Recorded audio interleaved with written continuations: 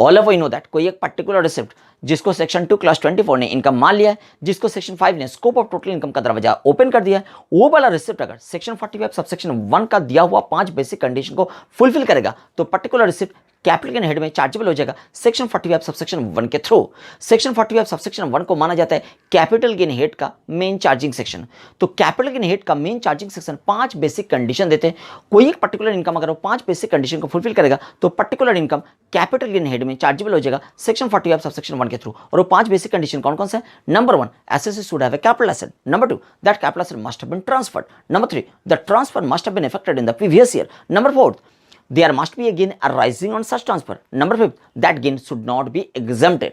ये 5 कंडीशन अगर कोई एक पर्टिकुलर इनकम फुलफिल करेगा तो इनकम कैपिटल गेन हेड में चार्जेबल हो जाएगा 45(1) के थ्रू। सबसे पहले कैपिटल एसेट। कैपिटल एसेट का डेफिनेशन हमने देखा था सेक्शन 2 क्लास 14 में, और section 2 class 14 of the income tax act 1961 capital asset को डिफाइन करते हैं और definition negative and positive list का कॉम्बिनेशन में कंक्लूड होता है। सेक्शन 2 क्लास 47 ट्रांसफर वर्ड को डिफाइन करता है और ये ट्रांसफर वर्ड का डेफिनेशन में हमने देखा था ऐसा बहुत सारा अजीब ट्रांजैक्शन ट्रांसफर का डेफिनेशन में कवर था जिसको नॉर्मली ट्रांसफर नहीं माना जाता है बट कैपिटल गेन हेड में उसको ट्रांसफर मान लिया गया था। यस, यहां तक क्लियर है? अब मुझे बताओ, हमने आपके सामने एक एग्जाम्पल लग रहे, आप बताओगे ऐसा ट्रांजैक्शन को आप ट्रांसफर मानोगे कि नहीं मानोगे? सेक्शन 2 क्लास 47 के हिसाब से मानो एक एसएससी है जिनके पास एक कैपिटल एसेट है, कोई भी एक कैपिटल एसेट है और वो कैपिटल एसेट इंश्योर्ड किया हुआ है। कहां से? इंश्योरेंस कंपनी से। और वो कैपिटल एसेट कोई भी कारण से डैमेज और डिस्ट्रॉय हो जाता है और इंश्योरेंस कंपनी से पैसा मिल जाता है। बोलिए ऐसा ट्रांजैक्शन कैपिटल गेन हेड में चार्जेबल होगा कि नहीं होगा? आप बोलोगे सर कैपिटल गेन हेड में चार्जेबल होने के लिए सेक्शन 45 सबसेक्शन 1 का 5 बेसिक कंडीशन फुलफिल करना चाहिए। पहला condition assessee should have a capital asset, ये वाला कंडीशन आपने तो फुलफिल किया है, yes. Second condition that capital asset must have been transferred. बोलिए मैंने जो एग्जांपल आपको दिया है वो एग्जांपल में जो ट्रांजैक्शन हो रहे वो ट्रांजैक्शन ट्रांसफर का डेफिनेशन में कवर हो रहे? कभी नहीं। आप बोलोगे सेक्शन 2 क्लास 47 में ऐसा ट्रांजैक्शन को ट्रांसफर नहीं माना गया था। अगर ऐसा ट्रांजैक्शन को ट्रांसफर नहीं माना गया था तो सेक्शन 45 सबसेक्शन 1 का कंडीशन फुलफिल नहीं हो रहा है। इसका मतलब ऐसा टाइप का ट्रांजैक्शन कैपिटल गेन हेड में चार्जेबल नहीं होगा। बट ऐसा बहुत सारा एसेट है जिनको पैसा मिलता है और वो पैसा अनटैक्स्ड रह जाएगा, उसके ऊपर टैक्स तो लगेगा नहीं। तो बोलिए ऐसा सिचुएशन में आप गवर्नमेंट को क्या सजेस्ट करेंगे? आप बोलोगे सर हम गवर्नमेंट को सजेस्ट करेंगे, लॉ मेकर को सजेस्ट करेंगे कि आप ट्रांसफर का डेफिनेशन को अमेंड करो और डैमेज और डिस्ट्रक्शन को भी ट्रांसफर का डेफिनेशन में इंक्लूड करो। आप अगर ऐसा सजेशन लॉ मेकर को देंगे तो लॉ मेकर अगर आपका सजेशन सुन के लॉ बनाएंगे तो लॉ मेकर खुद ही फंस जाएंगे। क्यों? क्योंकि हमारा देश में ऐसा हजारों एसएससी है जिनके पास कैपिटल एसेट होता है और वो capital asset uninsured non insured होता है, मतलब कैपिटल एसेट के ऊपर वो इंश्योरेंस नहीं लेता है। ऐसा टाइप का कैपिटल एसेट जो नॉन इंश्योर्ड है वो कैपिटल एसेट अगर डैमेज और डिस्ट्रॉय हो जाता है तो इंश्योरेंस कंपनी से पैसा तो मिलेगा नहीं।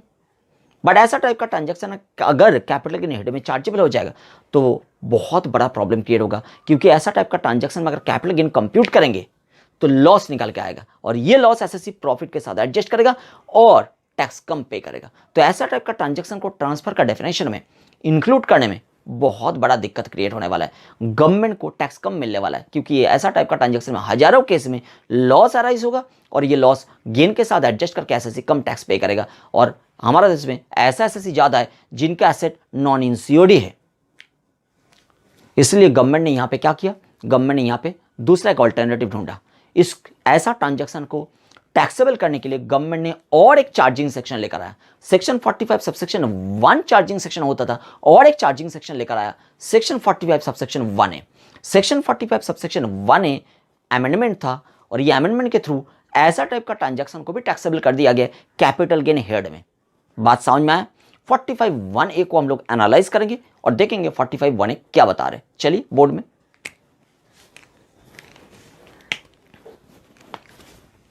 सेक्शन 45 सबसेक्शन 1 है। सेक्शन 45 सबसेक्शन 1 क्या बता रहे हैं? नॉटविथस्टैंडिंग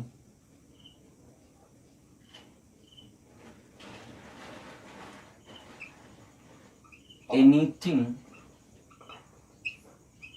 contained in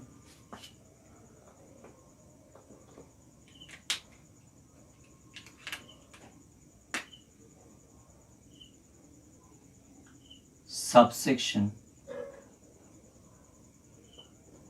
1 बोल रहे notwithstanding anything containing subsection 1। Section 45 subsection 1 ये बता रहे हैं सेक्शन 45 सबसेक्शन 1 का कंटेंट में जो भी लिखा हुआ है उसके साथ अगर सेक्शन 45 सबसेक्शन 1A का कंटेंट का कॉन्ट्राडिक्शन होगा, in that case section 45 subsection 1A को फॉलो किया जाएगा। सेक्शन 45 सबसेक्शन 1, सबसेक्शन 1 मतलब किसका सबसेक्शन 1? सेक्शन 45 का। सेक्शन 45 सबसेक्शन 1 का कंटेंट क्या है? कोई एक पर्टिकुलर इनकम अगर सेक्शन 45 सबसेक्शन 1 का दिया हुआ 5 बेसिक कंडीशन को फुलफिल करेगा। कौन सा 5 बेसिक कंडीशन?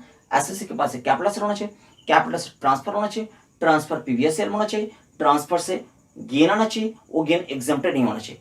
ये 5 कंडीशन अगर कोई भी एक पर्टिकुलर इनकम फुलफिल कर लेगा, वो इनकम को हम लोग सेक्शन 45 सबसेक्शन 1 के थ्रू कैपिटल गेन हेड में चार्जेबल कर देंगे।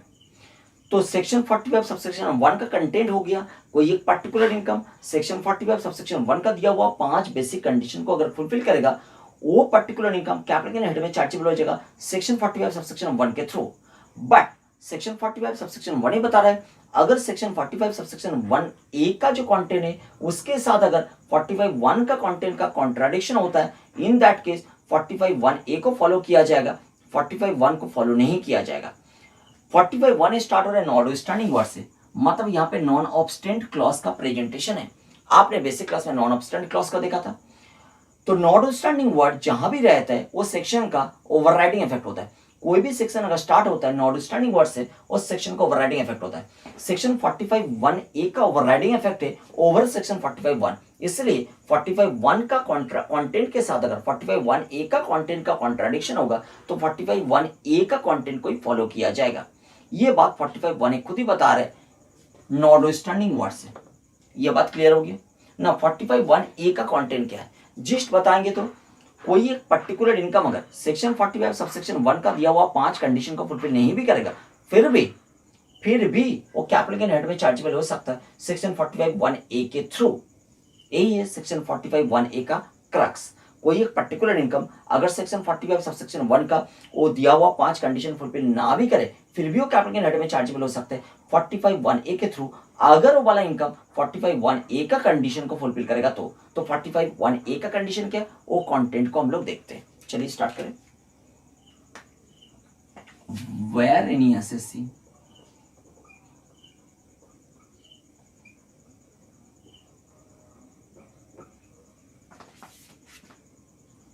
receives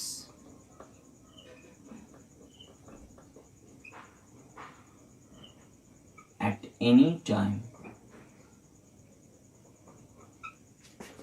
during any previous year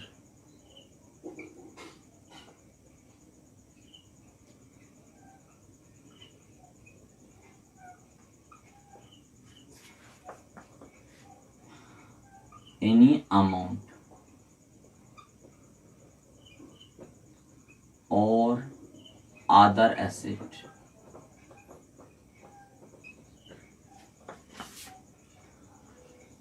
under an insurance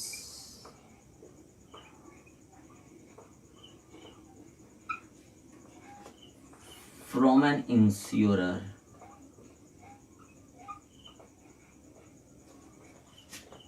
on account of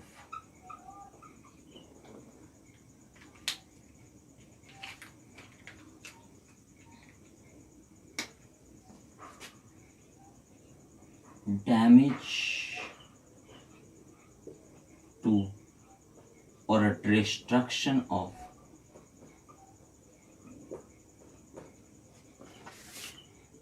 a capital asset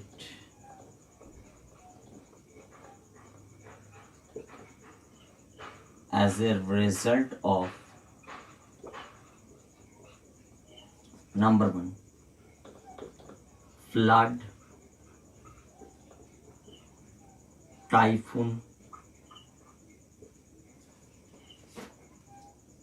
cyclone,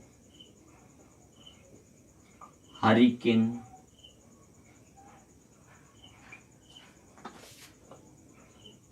earthquake,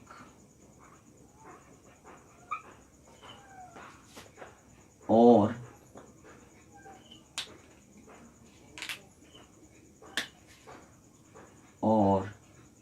other convulsion of nature. Number 2, riot or civil disturbance.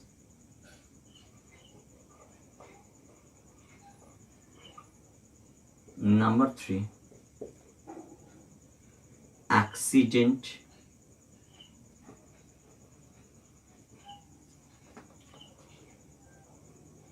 accidental fire,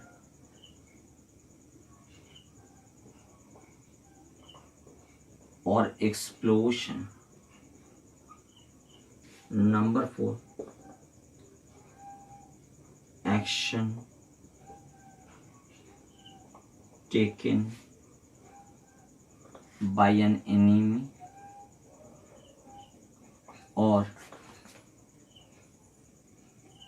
action taken in combating an enemy.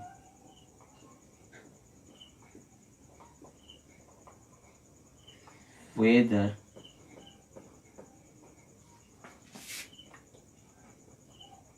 with declaration of war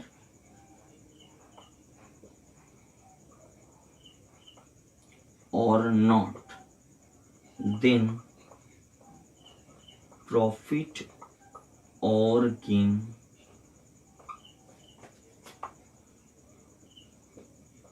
arising on a receipt of such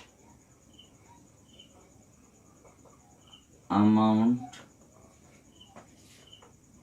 or other asset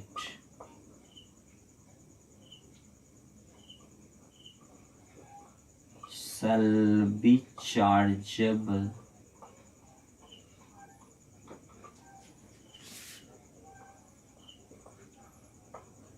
under the head capital gain. क्या बता रहे सुनिए, SSC को receive हुआ है, क्या चीज receive हुआ है, क्यों रिसीव हुआ है? एसएससी के पास एक कैपिटल एसेट था और वो कैपिटल एसेट इंश्योर किया हुआ था। Capital asset was under an insurance और वो कैपिटल एसेट ये सारा स्पेसिफाइड रीजन से, इसको हम बोलेंगे स्पेसिफाइड रीजन।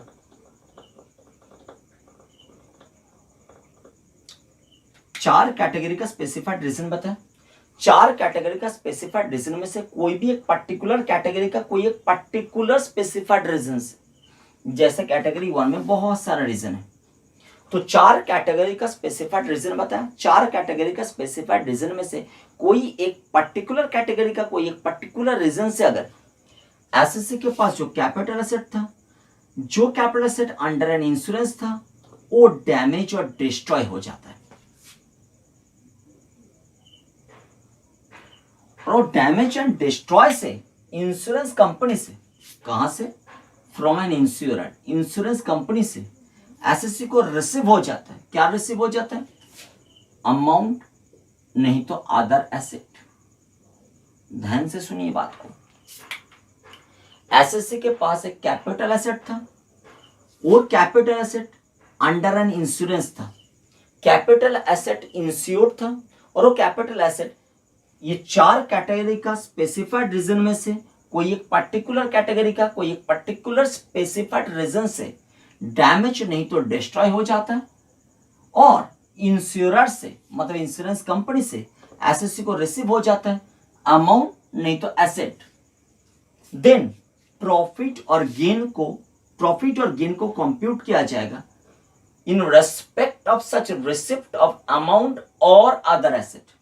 देखिए लिखा है प्रॉफिट और gain are arising on receipt of such amount और अदर एसेट। जो एसेट और अदर अमाउंट रिसिप्ट हुआ था, इसके रेस्पेक्ट में प्रॉफिट और गेन को कंप्यूट किया जाएगा और वो प्रॉफिट और गेन चार्जेबल हो जाएगा कैपिटल गेन हेड में।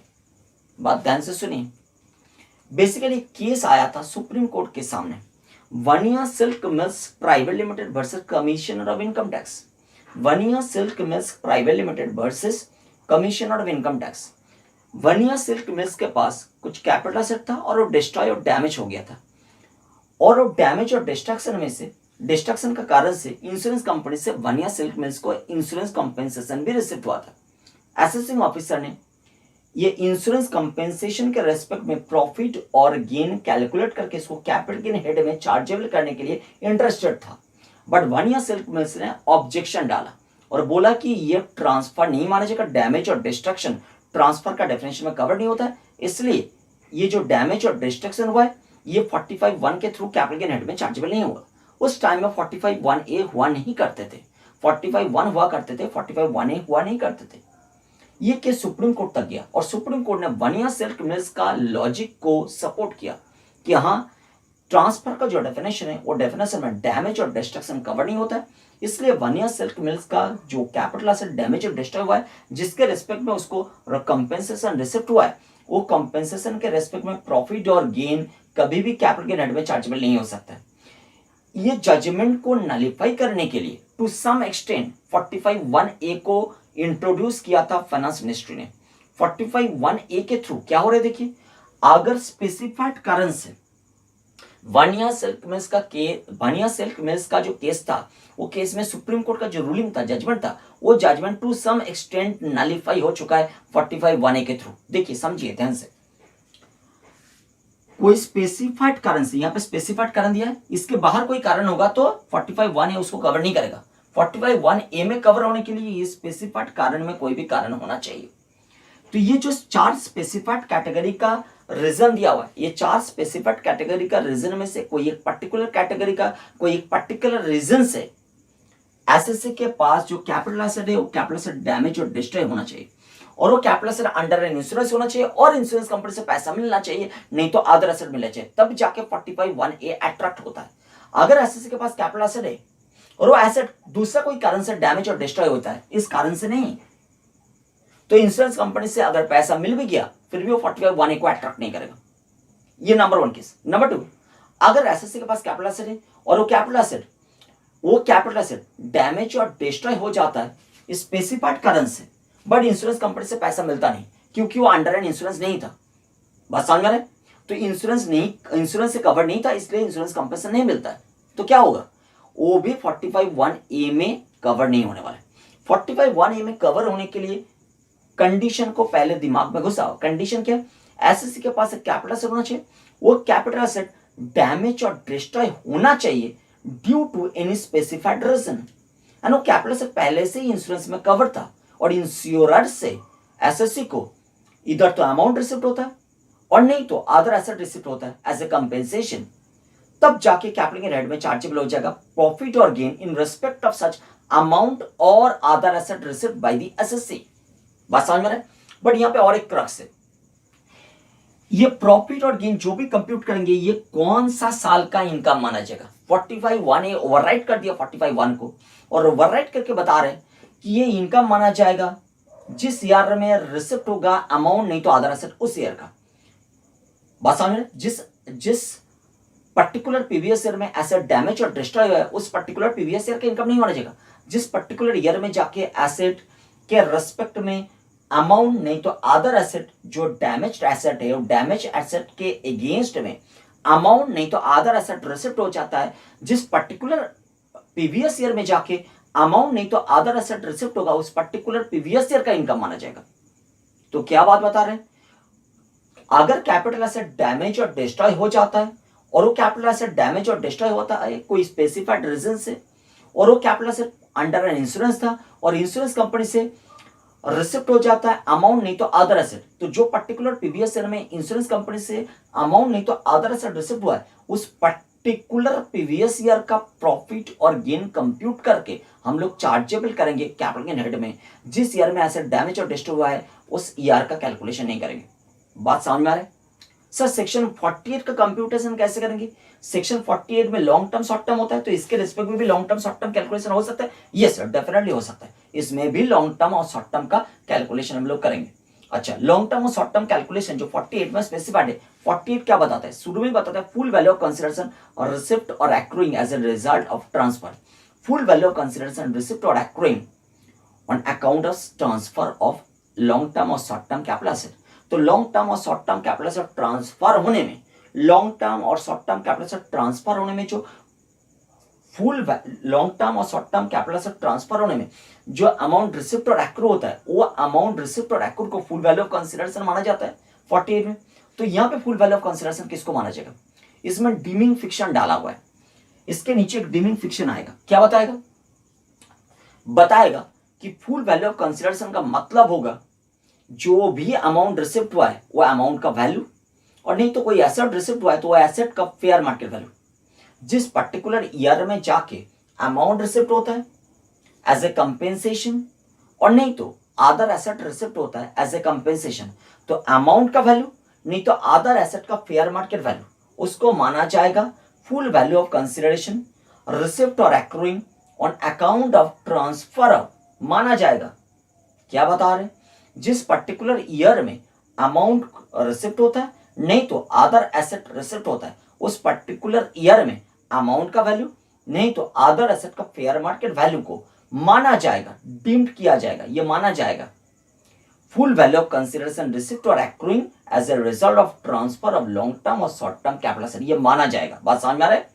तो सुप्रीम कोर्ट का वो बानिया silk mills private limited versus CIT commissioner of income tax का जजमेंट को टू सम एक्सटेंड यहाँ पे क्या किया गया है? नलिफाई किया गया है 45(1)(a) के थ्रू। तो 45(1)(a) क्या कर रहा है? कुछ केस में डैमेज और डिस्ट्रक्शन को कैपिटल गेन हेड में चार्जेबल कर रहे हैं। कब? जब डैमेज और डिस्ट्रक्शन कैपिटल एसेट का होता है और स्पेसिफाइड रीजन से होता है और इंश्योरेंस कंपेंसेशन रिसिप्ट हो जाता है, तब कैपिटल गेन हेड में लेकर आ रहे हैं। अगर ट्रांसफर का डेफिनेशन को अमेंड करके डैमेज और डिस्ट्रक्शन को ट्रांसफर का डेफिनेशन में डाल देते तो प्रॉब्लम क्रिएट हो जाता। मैंने जैसे बताया था कि डैमेज और डिस्ट्रक्शन अगर ट्रांसफर का डेफिनेशन में आ जाएगा तो ऐसा हजारों एसेट होता है कैपिटल, ऐसा हजारों कैपिटल एसेट होता है एसएससी के बाद जिसके ऊपर इंश्योरेंस नहीं किया जाता है। मतलब एसएससी ऐसा हजारों कैपिटल एसेट पॉजेस करता है जिसके ऊपर वो इंश्योरेंस नहीं लेता है। हमारे देश में ऐसा हजारों एसेट्स है जो कैपिटल एसेट्स पॉजेस करता है और उसके ऊपर इंश्योरेंस नहीं लेता है। तो वो एसेट भी अगर डैमेज और डिस्ट्रॉय हो जाता है, वो भी ट्रांसफर का डेफिनेशन में फॉल किया, तो क्या होगा? वो वाला एसेट अगर डैमेज और डिस्ट्रॉय हो गया, ट्रांसफर का डेफिनेशन में फॉल किया, तो उसके रेस्पेक्ट में भी प्रॉफिट और गेन कंप्यूट किया जाएगा, बट इंश्योरेंस कंपनसेशन तो मिला नहीं, तो प्रॉफिट और गेन जो भी होगा वो नेगेटिव प्रॉफिट और गेन होगा। और नेगेटिव प्रॉफिट और gain basically capital gain head में जैसे ही आएगा, अगर एग्जिस्टिंग कोई प्रॉफिट और गेन रहेगा, पॉजिटिव प्रॉफिट और गेन उसके साथ एडजस्ट हो जाएगा और पॉजिटिव प्रॉफिट और गेन को टू दैट एक्सटेंट क्या करेगा? रिड्यूस करेगा। मतलब एसएससी से डिपार्टमेंट को टैक्स कम मिलेगा। इसलिए इस डैमेज और डिस्ट्रक्शन को ट्रांसफर का डेफिनेशन में अमेंड करके इंक्लूड नहीं किया गया। इसके लिए अलग से सेक्शन बनाया गया, चार्जिंग सेक्शन 45(1)(a) और 45(1)(a फिर से एक बार 45(1) को पूरा देख लेते। 45(1)(a क्या बता रहे हैं? अगर एसएससी के पास एक कैपिटल एसेट है और वो capital asset under an insurance है और वो कैपिटल एसेट कोई स्पेसिफाइड रीजन से डैमेज और डिस्ट्रॉय हो जाता है और इंश्योरेंस कंपनी से अमाउंट नहीं तो अदर एसेट रिसिप्ट हो जाता है, तो वो जो अमाउंट और अदर एसेट रिसिप्ट हुआ है उसके रिस्पेक्ट में प्रॉफिट और गेन को कंप्यूट किया जाएगा और वो कैपिटल गेन हेड में चार्जेबल किया जाएगा। बट ये कैपिटल गेन हेड में चार्जेबल होगा कौन सा प्रीवियस ईयर में? जिस पर्टिकुलर प्रीवियस ईयर में एसेट नहीं तो अमाउंट रिसिप्ट हुआ है उस पर्टिकुलर प्रीवियस ईयर में। और कंप्यूटेशन करने के टाइम में सेक्शन 48 के लिए जो फुल वैल्यू ऑफ कंसिडरेशन चाहिए वो क्या माना जाएगा? जो अमाउंट और अदर एसेट रिसिप्ट हो चुका है, अमाउंट का वैल्यू और अदर एसेट का फेयर मार्केट वैल्यू, उसको ही माना जाएगा full value of consideration receipt और accruing as a result of transfer of long term और short term capital asset as the case में भी। बात समझ में आ रहा है?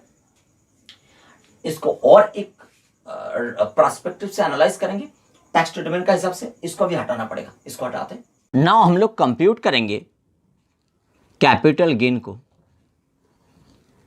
Computation of capital gain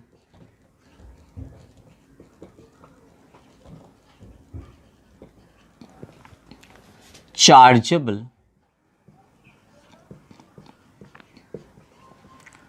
under section 45(1)(a। तो कैपिटल गेन हम कंप्यूट करने के लिए जा रहे हैं। 45(1)(a) का हिसाब से जो कैपिटल गेन अराइज हुआ है उस कैपिटल गेन का कंप्यूटेशन करेंगे। कंप्यूटेशन करने का मोड कहां दिया हुआ है? कंप्यूटेशन करने का मोड दिया हुआ है सेक्शन नंबर 48 में। तो सेक्शन 48 का मोड का हिसाब से कैपिटल गेन का कंप्यूटेशन होगा। चलिए देखते हैं कंप्यूटेशन का प्रोसेस को आगे लेकर जाते। लिखेंगे क्या? कंप्यूटेशन ऑफ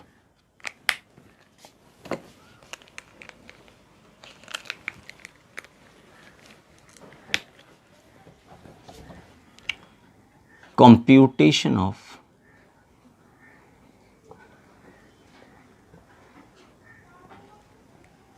capital gain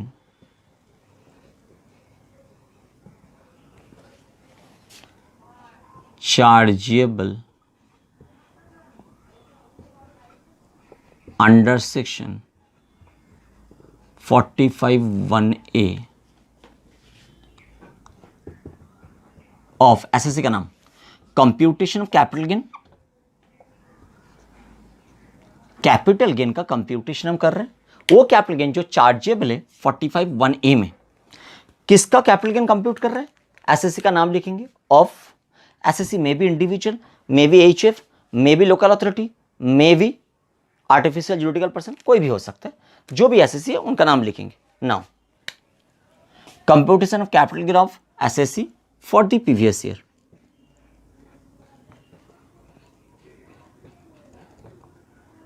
यहां प्रीवियस ईयर आएगा, और प्रीवियस ईयर का मतलब क्या है? कौन सा प्रीवियस ईयर में हम कैपिटल गेन को कंप्यूट कर रहे हैं? जिस पर्टिकुलर प्रीवियस ईयर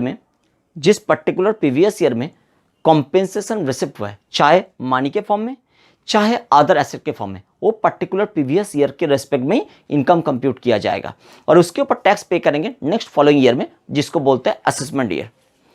तो हम यहाँ पे प्रीवियस ईयर का मतलब लिख रहे हैं, for the previous year the financial year in which insurance compensation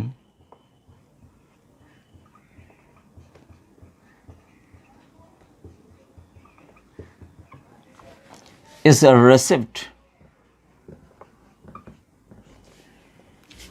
ये ब्रैकेट में है, ये आपको लिखने का जरूरत नहीं है जब प्रैक्टिकली आप प्रॉब्लम को सॉल्व करोगे। हमने इसको इसलिए लिख दिया कि आप नोट कर लो, बाद में याद रहेगा। Next, relating to the assessment year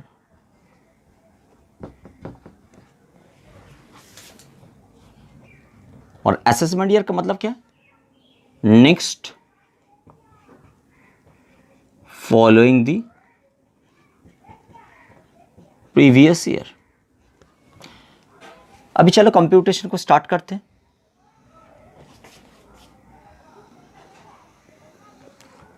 computation में सबसे पहले क्या लिखना होता है बताओ? सबसे पहले लिखना होता है full value of consideration.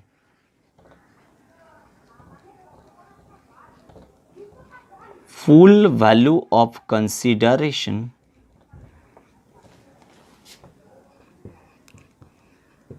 Receipt और एक्रूइंग। ये 48 का फॉर्मेट है, 48 का फॉर्मेट का हिसाब से ही तो कैपिटल गेन कंप्यूट करेंगे। Full value of consideration receipt और accruing as a result of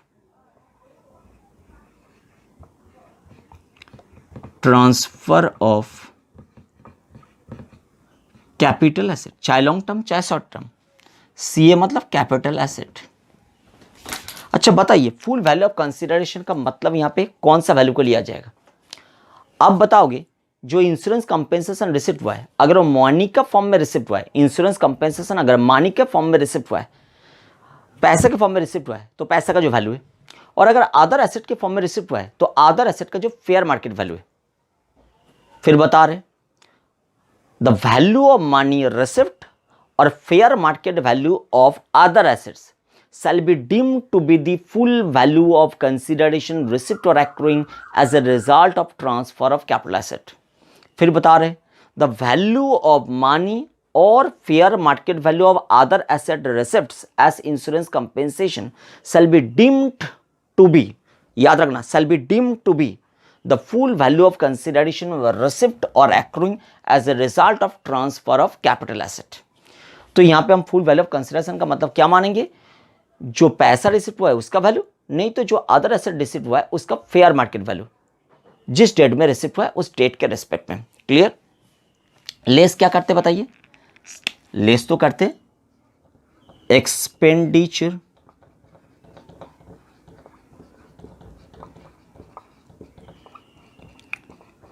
incurred wholly and exclusively in connection with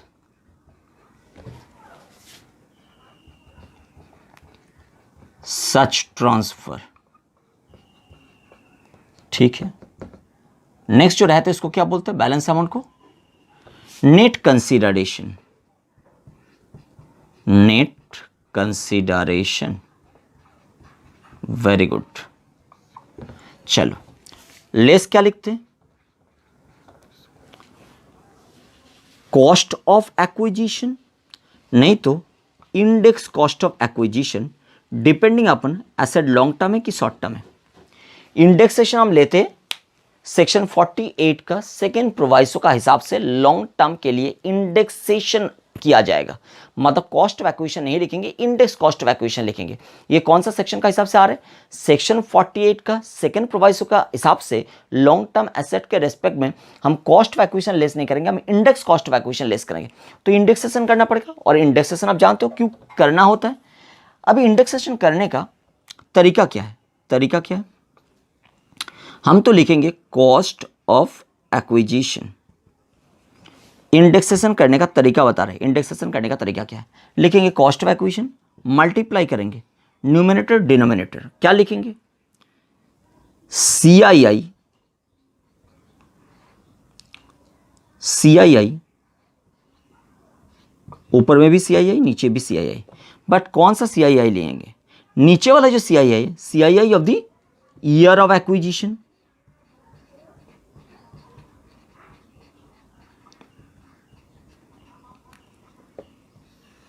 ऊपर में कौन सा साल का CII लेंगे, आप बोलोगे सर नॉर्मली तो ट्रांसफर ईयर का CII लिया जाता है, जिस पर्टिकुलर प्रीवियस ईयर में ट्रांसफर हुआ है उस साल का CII लिया जाता है। अब बताइए मुझे, इंश्योरेंस कंपेंसेशन के केस में डैमेज और डिस्ट्रॉय हुआ है जिस पर्टिकुलर प्रीवियस ईयर में, उस पर्टिकुलर प्रीवियस ईयर का CII लेंगे कि जिस ईयर में अमाउंट और अदर एसेट रिसिप्ट हुआ है उस साल का CII लेंगे। आप बोलोगे सर पीरियड ऑफ होल्डिंग देखना पड़ेगा, इस पर्टिकुलर एसेट जो लॉन्ग टर्म और शॉर्ट टर्म आप कैटेगराइज कर रहे हो, इसका पीरियड ऑफ होल्डिंग कहां से कहां तक ले रहे हो, पीरियड ऑफ होल्डिंग ले रहे कॉस्ट ऑफ एक्विजिशन का डेट से up to the date of destruction और डैमेज ऑफ कैपिटल एसेट। तो आप बोलोगे सर डैमेज और डिस्ट्रक्शन ऑफ कैपिटल एसेट का डेट तक अगर आपने ले रहे हो पीरियड ऑफ होल्डिंग को, तो इंडेक्सेशन का बेनिफिट भी दिया जाएगा डेट ऑफ डिस्ट्रक्शन और डैमेज तक ही। year of receipt of amount or other asset is irrelevant in case of computation of period of holding and in case of computation of index cost of acquisition। Clear है, तो बोलिए कौन सा year ले रहे, CII of the year of damage or destruction of capital asset. ध्यान से देखिए क्या हो रहा है, कैलकुलेशन तो हो रहा है उस पर्टिकुलर प्रीवियस ईयर में जिस प्रीवियस ईयर में इंश्योरेंस कंपेंसेशन रिसिप्ट हुआ है, बट इंडेक्सेशन करने के टाइम में हम up to the date of damage और डिस्ट्रक्शन पीरियड ऑफ होल्डिंग ले रहे हैं और उसी डेट तक इंडेक्सेशन भी ले रहे हैं, इंडेक्सेशन का बेनिफिट भी दे रहे हैं। तो यहां पे हो जाएगा, दूसरा होगा कॉस्ट ऑफ इंप्रूवमेंट, नहीं तो इंडेक्स कॉस्ट ऑफ इंप्रूवमेंट।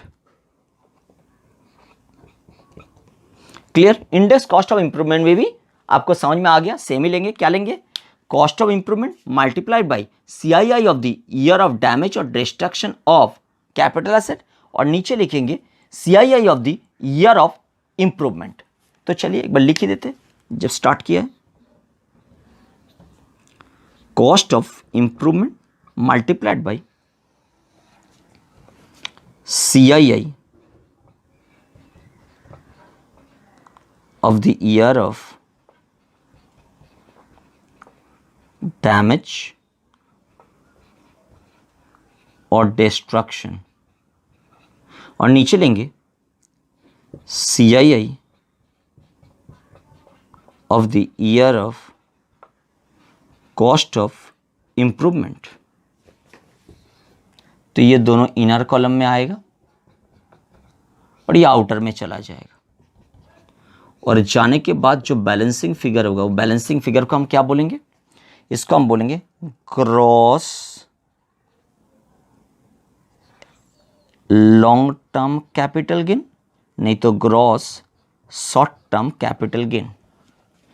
इसके बाद लेस करेंगे एग्जिबिशन, और एग्जिबिशन लेस होने के बाद जो फिगर बचेगा उस फिगर को बोलेंगे net long term capital gain और short term capital gain, as the case में भी। और नहीं तो ये भी हम बोल सकते हैं कि taxable long term capital gain, और नहीं तो शॉर्ट टर्म कैपिटल गेन। और यहाँ क्लोज हो जाता है कैलकुलेशन। बात समझ में आया? ये कैलकुलेशन में खास बात क्या है? ये कैलकुलेशन में खास बात है कि कौन सा ईयर में आप कंप्यूटेशन को करोगे। आप कंप्यूटेशन तो करोगे वो पर्टिकुलर प्रीवियस ईयर में जिस प्रीवियस ईयर में इंश्योरेंस कंपेंसेशन रिसिप्ट हुआ है, चाहे वो मनी के फॉर्म में चाहे वो अदर एसेट के फॉर्म में। क्लियर हो गया?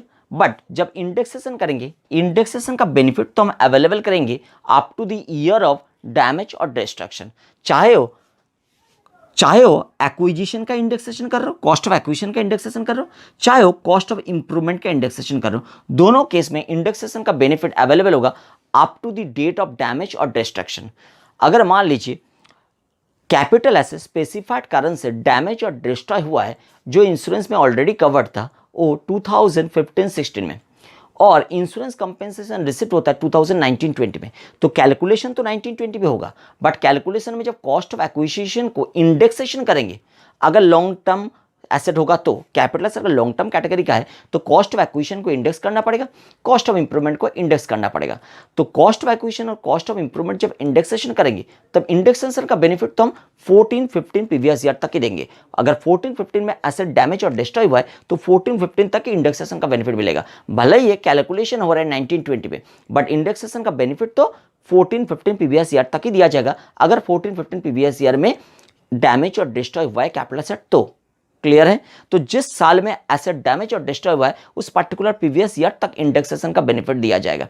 बट ये जो कैपिटल गेन टैक्सेबल हो रहे हैं, ये टैक्सेबिलिटी का रेट कौन सा होगा? जिस ईयर में डैमेज और डिस्ट्रॉय हुआ है उस ईयर का रेट लेंगे कि जिस ईयर में हम कैलकुलेशन कर रहे हैं उस ईयर का रेट लेंगे? ऑब्वियसली जिस ईयर में कैलकुलेशन चल रहा है उस ईयर के रेस्पेक्ट में रेट लिया जाएगा। क्लियर है?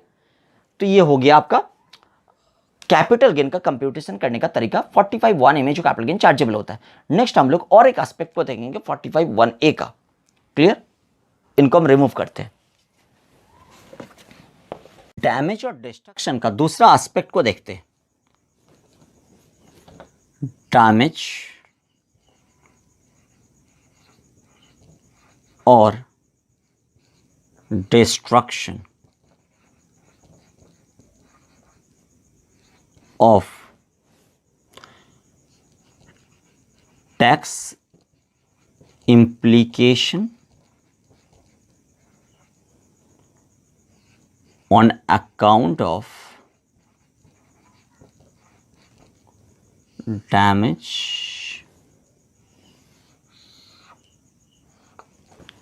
और डिस्ट्रक्शन। ऑफ जो लिखा है, डैमेज और डिस्ट्रक्शन हुआ है किस चीज का?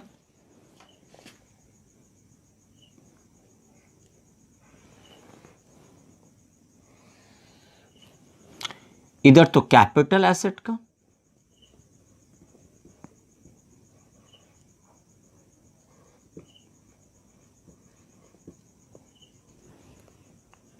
नहीं तो नॉन कैपिटल एसेट का।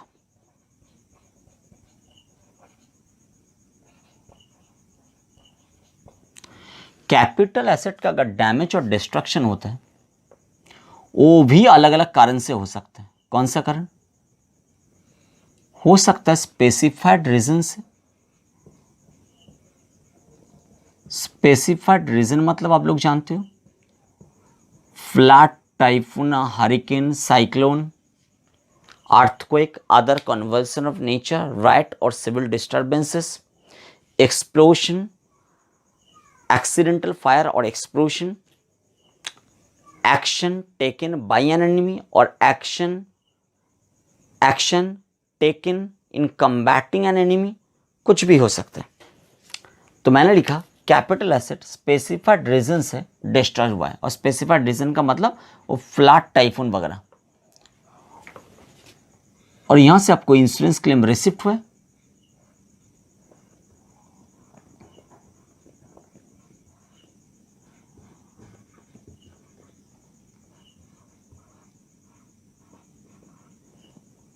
नहीं तो इंश्योरेंस क्लेम नॉट रिसिप्ट।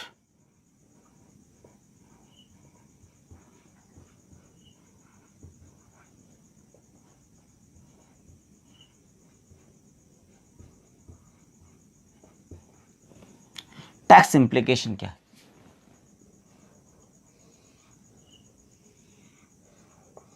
अगर इंश्योरेंस क्लेम रिसिप्ट हुआ है तो सेक्शन 45(1) एप्लीकेबल होगा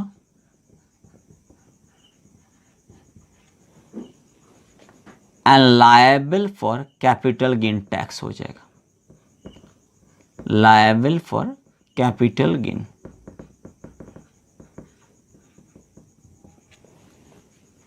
अगर इंश्योरेंस क्लेम नॉट रिसिप्ट तो नीदर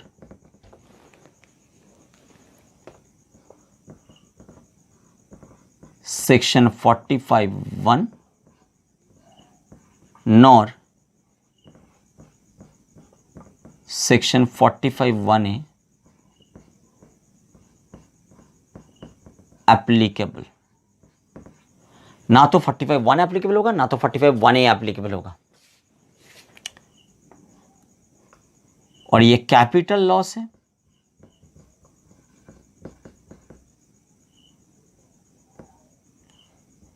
और कैपिटल लॉस नॉट अलाउएबल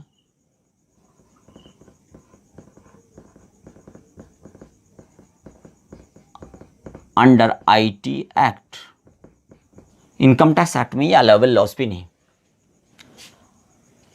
अगर नॉन स्पेसिफाइड रीजन से मानो कि कैपिटल एसेट नॉन स्पेसिफाइड कारण से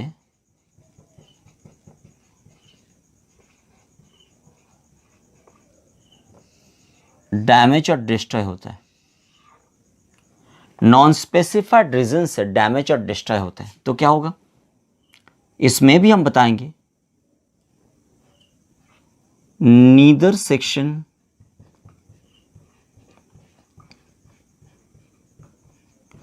45(1)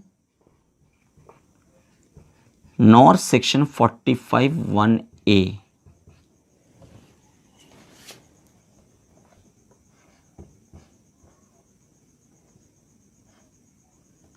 एप्लीकेबल। तो ना तो 45(1) एप्लीकेबल होगा, ना तो 45(1)(a) एप्लीकेबल होगा। इसमें भी अगर इंश्योरेंस क्लेम रिसिप्ट हुआ है तो ट्रीटमेंट क्या है? इंश्योरेंस क्लेम रिसिप्ट तो टैक्स ट्रीटमेंट क्या है? इंश्योरेंस क्लेम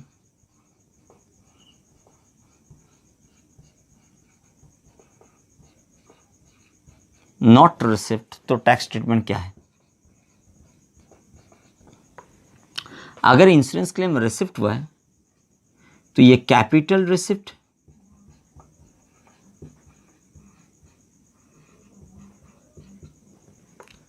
नॉट रिसिप्ट हुआ है तो कैपिटल लॉस है।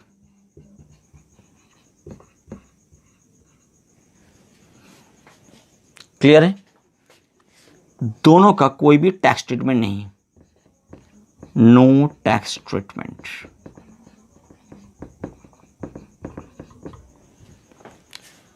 अगर नॉन कैपिटल एसेट है, नॉन कैपिटल एसेट डिस्ट्रॉय होता है स्पेसिफाइड और नॉन स्पेसिफाइड कोई भी कारण से,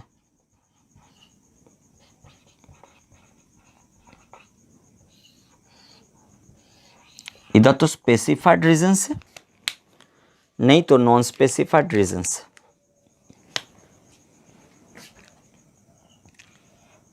ले रहे इंश्योरेंस क्लेम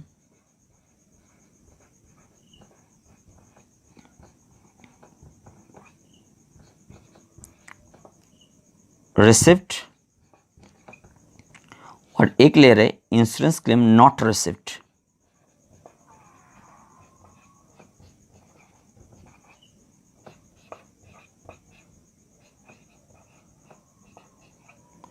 अगर इंश्योरेंस क्लेम रिसिप्ट हुआ है, नॉन कैपिटल एसेट का स्पेसिफाइड और नॉन स्पेसिफाइड रीजन से डैमेज और डिस्ट्रॉय होने में, तो ये रेवेन्यू रिसिप्ट है।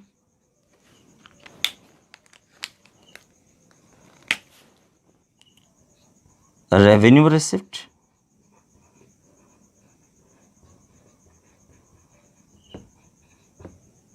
And chargeable either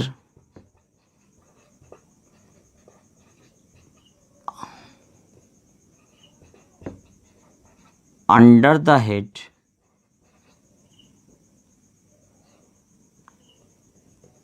PGBP section 28 के अनुसार और IFOS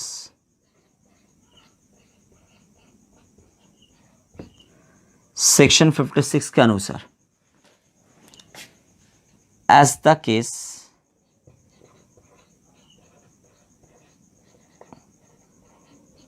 मे बी, बट अगर इंश्योरेंस क्लेम नॉट रिसिव्ड होता है,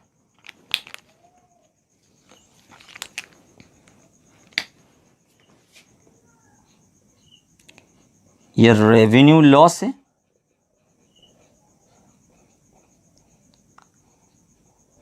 एंड मे बी अलाउड